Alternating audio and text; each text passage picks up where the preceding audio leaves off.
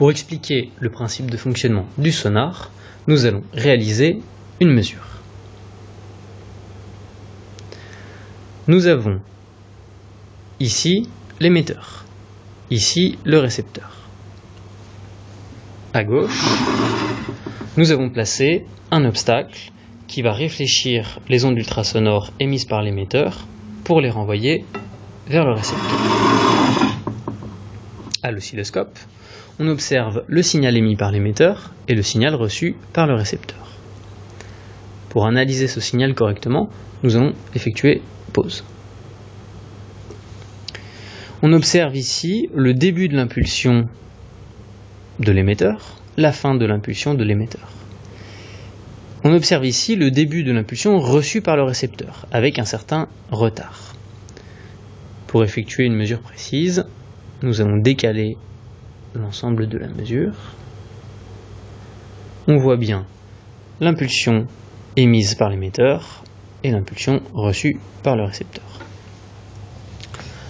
Nous allons effectuer une mesure du retard entre l'impulsion de l'émetteur et du récepteur.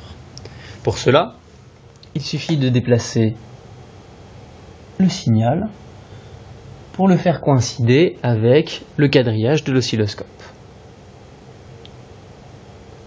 On essaye de se placer précisément au niveau d'un trait du quadrillage et l'on peut estimer le retard temporel entre les deux signes.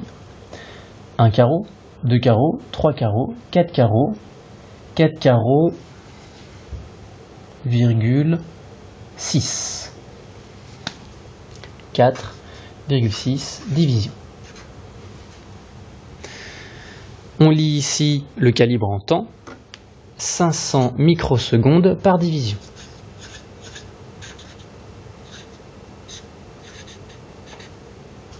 On peut alors faire le calcul du retard, 4,6 multiplié par 500 microsecondes, ce qui fait 2300 microsecondes, soit 2,3 millisecondes. Il est possible de mesurer ce retard aussi grâce au curseur, menu curseur.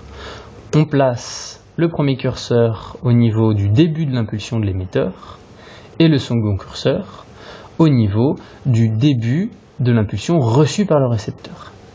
Cette position est assez bien définie, mais celle-ci est beaucoup moins claire à définir. Donc nous allons estimer la mesure, mais aussi une mesure de l'incertitude. À l'oscilloscope, on lit que le retard est de 2,32 millisecondes. On retrouve la valeur calculée juste avant.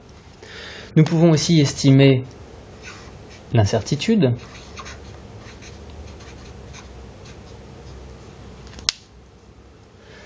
Grâce au curseur, si l'on se déplace un petit peu avant, ici on a encore une mesure assez correcte du début de l'impulsion. On voit qu'on est à 2,28 millisecondes, mais le début de l'impulsion aurait pu être estimé ici, 2,34. Donc on voit qu'il y a un écart, une variation typique d'à peu près 0,04 millisecondes. Et dans ce cas-là, on peut rajouter un chiffre significatif ici. La mesure est donc de 2,30 millisecondes, plus ou moins 0,04 millisecondes.